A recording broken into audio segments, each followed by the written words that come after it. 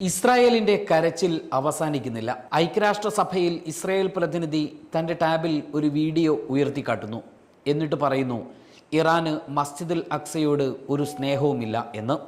ഉണ്ടായിരുന്നെങ്കിൽ മസ്ജിദുൽ അക്സക്ക് മുകളിലൂടെ മിസൈൽ അയക്കുമായിരുന്നോ എന്ന്. ഇനി സന്ദർഭം പറയാം. ഇസ്രയേലിന് നേരെ ഇറാൻ മിസൈൽ തൊടുത്തുവിട്ട ശേഷം ലോകവ്യാപകമായി കണ്ട ദൃശ്യമാണിത്. ഇറാന്റെ മിസൈലുകൾ ഇറാഖും ജോർദാനും കടന്ന് ജെറുസലേമും വെസ്റ്റ് ബാങ്കും പിന്നിട്ട് ബൈത്തുൽ മുഖദ്ദസിന് മുകളിലൂടെ ഇസ്രയേലിലേക്ക് പറക്കുന്നു. യഥാർത്ഥത്തിൽ ആ രംഗം ഫലസ്തീനികൾക്കുണ്ടാക്കിയ അനുഭൂതി ചെറുതൊന്നുമല്ല. അവർ ആവേശനൃത്തം ചവിട്ടുന്നത് കണ്ടതാണ് ലോകം. ഇപ്പോഴത്തെ ഇസ്രയേൽ ഫലസ്തീൻ യുദ്ധത്തിന്റെ പ്രധാന കാരണം തന്നെ ബൈത്തുൽ മുഖദ്ദസിന്റെ മോചനമാണ്. ബൈത്തുൽ മുഖദ്ദസിന് മുകളിലൂടെ പറക്കുന്ന മിസൈലുകൾ ഒരു ശുഭസൂചനയായി അനുമാനിക്കുന്നവരുണ്ട് അറബികളിൽ പലരും.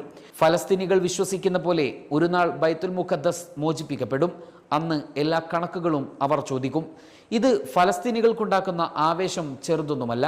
ഈ ചിത്രമാണ് UN-ലെ ഇസ്രയേൽ പ്രതിനിധി ഉയർത്തിക്കാട്ടിയത്.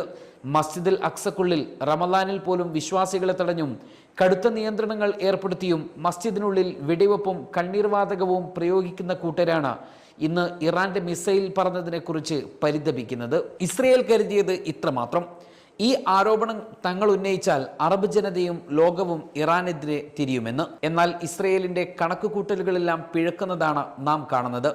ഇറാന്റെ നയതന്ത്ര കാര്യാലയം ആക്രമിച്ചതിനെക്കുറിച്ചും നയതന്ത്ര ഉദ്യോഗസ്ഥർ ഉൾപ്പെടെ 13 പേരെ കൊന്നതിനെക്കുറിച്ചും ഇസ്രയേലും ലോകവും ഇപ്പോഴും മിണ്ടുന്നില്ലെങ്കിലും ഒരു സാധാരണക്കാരൻ പോലും കൊല്ലപ്പെടാത്ത ഇറാന്റെ തിരിച്ചടിയിൽ ലോകരാജ്യങ്ങളെല്ലാം കണ്ണു തുറന്നു തന്നെ ഇരിക്കുകയാണ്. ഈ ഇരട്ടത്താപ്പ് ലോകം മനസ്സിലാക്കണം എന്നാണ് ഇറാൻ ആവശ്യപ്പെടുന്നത്.